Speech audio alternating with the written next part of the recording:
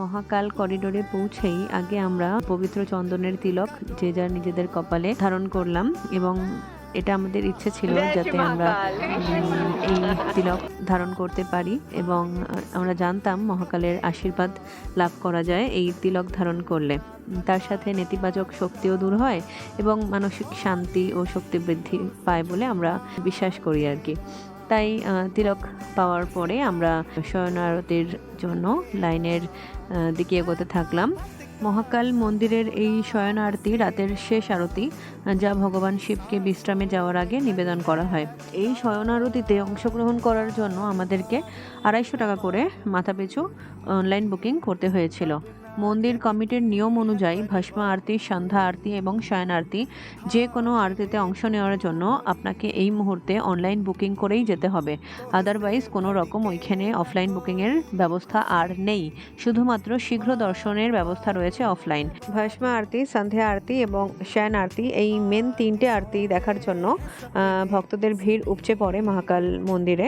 আমাদের মহাকাল দর্শন প্রথম হতে চলেছিল এই শয়ন আরতির মধ্য দিয়ে, তাই আমরা আগে থেকেই মন্দিরের অফিসিয়াল ওয়েবসাইট থেকে সঠিক আমাদের পরিচয়পত্র, যেমন ধরুন আধার কার্ড, ওখানে সাবমিট করে 1 কপি ফটো সাবমিট করে 250 টাকা দিয়ে প্রথম মহাকাল দর্শনের শয়ন আরতির স্লট বুক করে নিয়েছিলাম। প্রত্যেকটি আরতিতে বসার জন্য নির্দিষ্ট ড্রেস কোড ওরা তৈরি করে দিয়েছে, যেমন কি ধরুন কোনো জিন্স বা টপ এগুলো অ্যালাউড নয়, আর ছেলেরা পরে যেতে পারে, কিন্তু মেয়েরা তারা জিন্স বা টপ বা ছোট পোশাক পরে ওই চত্বরে ঢুকতে পারবে না।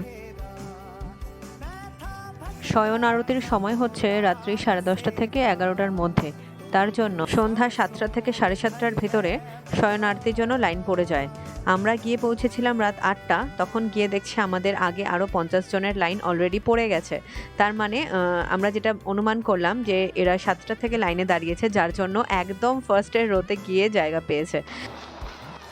আমরা তাও নিজেদেরকে লাকি ভাবছিলাম যে অনেকটা কাছ থেকেই আমরা মহাকাল দর্শন পেয়েছি, কিন্তু এর পরেও যদি লাইন দাও তাহলে তোমাদেরকে ওই দেখো পেছনে কত, মানে আমাদের পরে ওরা এসছে এবং আরও উঁচুতে গিয়ে বসার জায়গা পেয়েছে।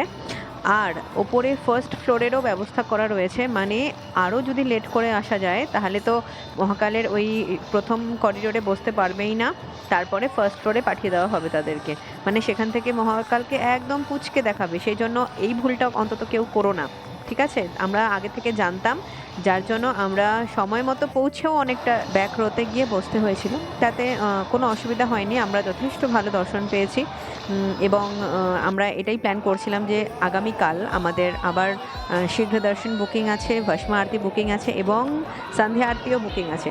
তো সেগুলোর জন্য আমরা প্ল্যান করছিলাম যে কত আগে যাওয়া যায়, ঠিক আছে?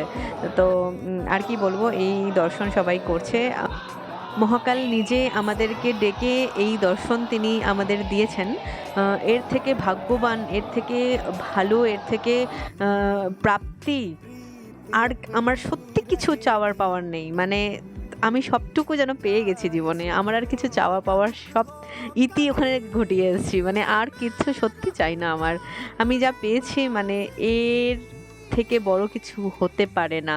মহাকাল স্বয়ং ডেকেছেন, ওনার ডাক ছাড়া এক পাও কেউ ওই চত্বরে প্রবেশ করতে পারবে না। সেখানে আমি পৌঁছতে পেরেছি, আর তার কাছে আমি কী বা বলবো, সব জানে, সবটুকু জানে, সেই চালাচ্ছে আমাকে, সবটুকু নিবেদিত তার শ্রীচরণে। জয় শ্রী মহাকাল।